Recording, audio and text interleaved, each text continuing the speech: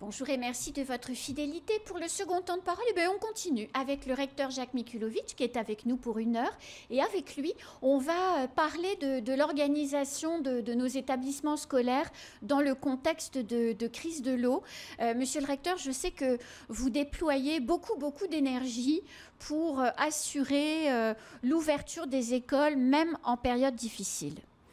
C'est surtout la préfecture là, sur ce sujet-là qui déploie beaucoup d'énergie puisque la responsabilité leur incombe maintenant. Et c'est vrai que nous sommes un partenaire et très sensible. Et je tiens à saluer ce travail collectif qui est mené avec pour objectif la rentrée des petites vacances, d'être dans les conditions les plus normales possibles. Ce qui veut dire que les écoles qui sont sur le chemin de l'eau sont censées être toutes alimentées avec de l'eau sanitaire et de l'eau potable, que la Première ministre s'est engagée à fournir à Mayotte un certain nombre de litres d'eau en bouteille, comme vous voyez, et donc qui doit pouvoir être distribuée en cas de non-conformité de cette eau. C'est ce que vous avez commencé à faire la semaine dernière dans le sud. Voilà, alors ça s'organise, sauf que c'était un peu prématuré. Hein. C'est toujours des choses un peu inattendues, ce qui s'est passé la semaine dernière. Et là, on est confronté à ça quand même régulièrement, mais c'est les données de l'ARS et nous sommes contraints à ces informations qui nous sont transmises. Donc on s'adapte en fonction de ces grandes orientations, mais la volonté, c'est de tout faire pour ouvrir l'école dans des conditions normales.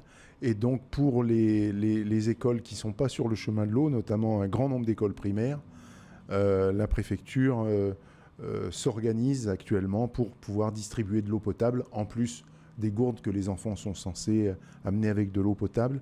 Donc qu'on puisse les re-remplir avec de l'eau potable et durer le temps de la coupure, puisque la DEAL a aussi élargi la capacité de stockage de l'eau sanitaire de ces différentes écoles.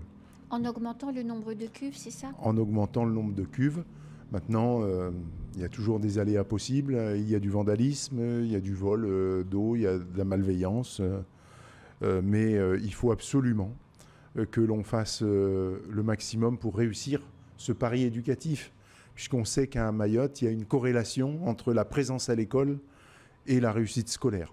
Ça, c'est démontré, ce qui rend incompréhensible d'ailleurs les fermetures d'écoles quand il y a de l'eau et que c'est pour d'autres raisons. Oui, là, vous parlez de K1, par K1, exemple. par exemple, quand on s'amuse à fermer des écoles, enfin, on ne s'amuse pas, mais quand on a des revendications que j'entends parfaitement des uns et des autres, il nous faut, puisque tout à l'heure nous en parlions, créer les conditions de dialogue, avant, pendant, après, mais éviter les blocages.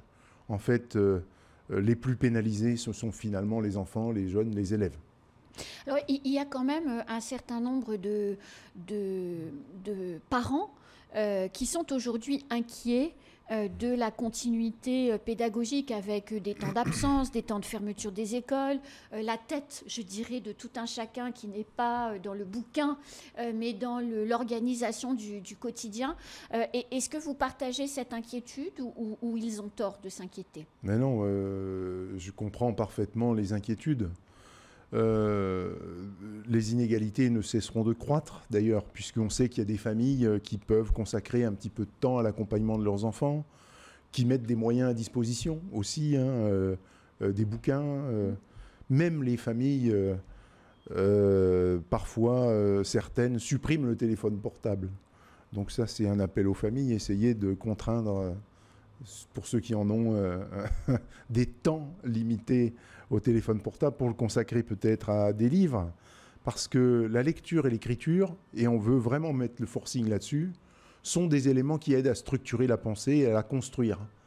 Et on ne prend plus ce temps-là, ce temps de poser les choses.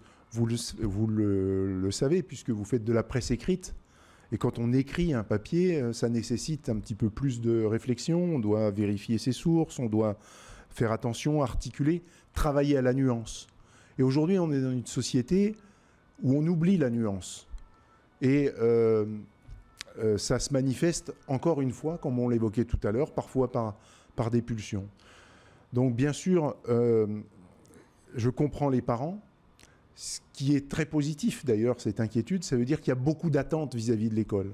Et on doit être à la hauteur. Et donc ça doit nous amener à ce qu'on évoquait ensemble tout à l'heure, comment on organise notre école pour répondre aux capacités de chacun. Et est-ce que ça veut dire que dans le court ou moyen terme, on pourrait tendre vers des classes de niveau, sous-entendu les meilleurs élèves ensemble pour qu'ils puissent progresser plus vite, et puis les élèves plus en difficulté ensemble pour acquérir au moins les bases de la lecture et l'écriture? Alors le principe est celui-ci.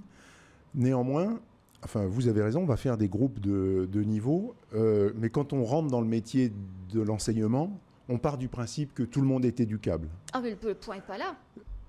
Oui, mais tous nos jeunes, même si les manifestations des fois sont différentes, ont des capacités.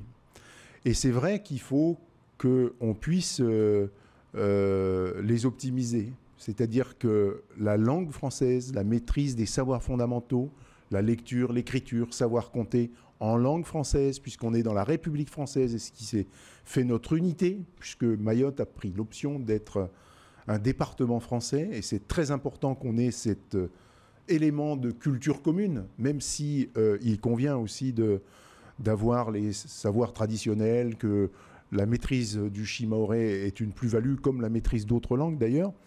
Mais ça nous semble indispensable, et c'est le socle.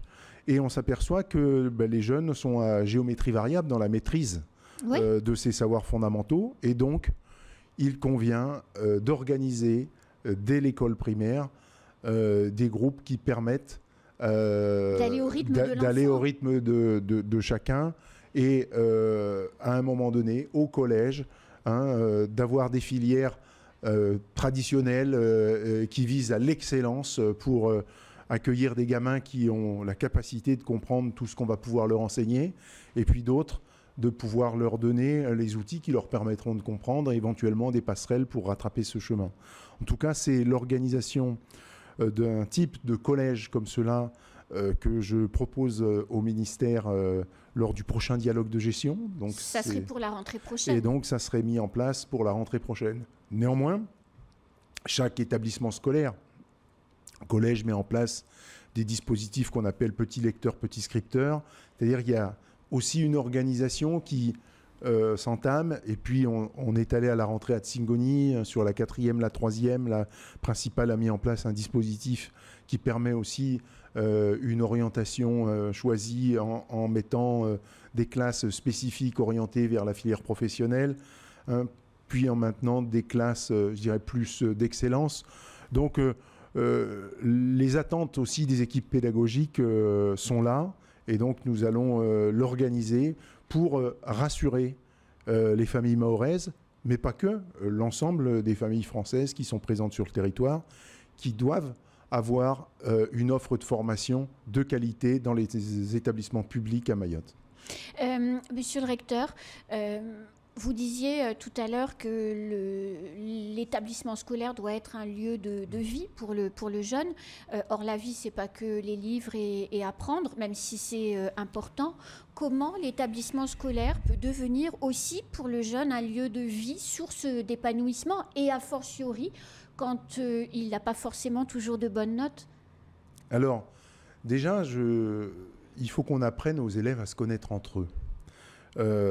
Finalement, nos lycées et un peu nos collèges sont les lieux de brassage interquartier. On connaît les rivalités entre quartiers. Oui. On s'aperçoit qu'au sein d'une même classe, parfois les jeunes entre eux ne connaissent pas le prénom de l'autre. Alors ils savent qui est tel ou tel quartier, mais il n'y a pas d'effort suffisant qui est fait pour finalement se connaître, avoir l'empathie et savoir que ce que vit l'autre, c'est peut-être la même chose que soi. Apprendre à se connaître les uns les autres, ça me semble quelque chose d'indispensable. C'est vrai qu'aujourd'hui, on subit aussi une pression démographique qui fait que nos établissements scolaires sont très chargés, on manque d'espace, et je souhaiterais qu'on puisse investir, je pense dans les lycées, à des maisons des lycéens. Je dirais malheureusement, on est toujours confronté à d'autres priorités. On a mis plus d'1 million d'euros, par exemple, cette année, pour renforcer la sécurité des établissements scolaires, renforcer les barrières de sécurité, remettre de la concertina, etc. Je me dis, mais cet argent-là aurait pu servir à des activités pédagogiques.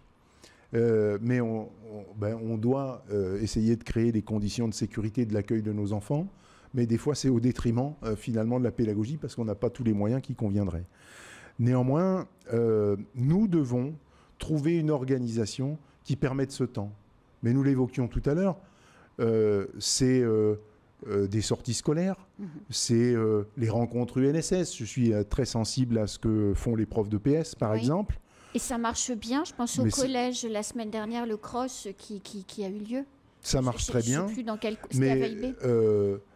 Cette articulation entre sport scolaire et sport civil pour aider à structurer aussi le mouvement associatif, mais qui est valable aussi avec les écoles de musique ou le théâtre, mais qui est une nouvelle fois limitée par nos contraintes liées au transport et à la sécurité.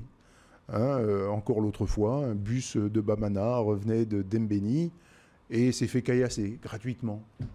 Un carreau cassé, c'est 1 500 €. Oui. Mais les gens ne se rendent pas compte que derrière ces jeunes, un caillou lancé, ça peut devenir un meurtrier, parce que la personne derrière la vitre peut en mourir. Bien sûr. Et je crois qu'il faut qu'on puisse réellement, avec tous les acteurs, les parents, mais aussi les jeunes, mais aussi les élus, réfléchir à un projet éducatif pour Mayotte qui passera aussi par davantage de sécurisation et donc une prise de conscience que toute une somme d'activités indispensables à l'éducation, parce que le temps éducatif ne peut pas se résumer au temps scolaire, ne pourra se faire que quand on pourra justement élargir ce temps éducatif et pas l'arrêter à 5 heures. La preuve, c'est une autre éducation après 5 heures, puisque c'est dans la rue et c'est contre les forces de l'ordre. Bien et sûr. C'est absolument improductif. Mais on pourrait rester à l'école, faire les devoirs avec des associations spécialisées, parce qu'il y en a de plus en plus d'ailleurs, et puis faire du sport ou de la culture. Et accueillir les parents aussi. Et c'est dans cet esprit que moi j'ai bien indiqué que tous nos établissements pouvaient être des espaces publics à part entière. C'est le cas au collège de Koualé, où le soir, parce qu'il y a aussi une proximité, les associations s'emparent des installations, des infrastructures. Et si on peut développer ça, mais il faut que rentrer chez soi se fasse naturellement. C'est pas normal. On ne peut pas considérer comme normal ce qu'on a été obligé d'organiser avec la police, et je tiens à les saluer, à Bamana, d'organiser une sortie en bateau. On encadre avec des Robocop la sortie des élèves. On considère que ça, c'est certes indispensable sur un temps, mais si on travaille sur autre chose pour que ça cesse, on doit pouvoir être serein. Il n'y a pas d'éducation sans sérénité. Il faut recréer les conditions de sérénité. En tout cas, c'est une note d'espoir très encourageante et je suppose que tous les parents qui nous écoutent se disent « Ah là là, vivement que cette école fonctionne ». Ah ben, j'espère, mais elle ne fonctionnera que si tout le monde le veut. C'est-à-dire qu'il faut qu'on réussisse à impliquer les élèves. Les profs, je crois qu'ils sont volontaires parce que sinon, ils ne seraient pas là. Mais aussi les parents, c'est-à-dire on ne peut pas le faire tout seul. Comme on ne peut pas fermer une école non plus, symboliquement, on n'a pas le droit de mettre des chaînes autour d'une école. C'est quand même un mauvais signal. Il faut qu'on crée les conditions de dialogue, qu'on sorte de cette émotion et puis qu'on réfléchisse à des alternatives. Ça me semble indispensable. Merci beaucoup, Monsieur Mikulovic. À bientôt. Merci. C'est la fin de ce temps de parole. Tout de suite, la suite de nos programmes.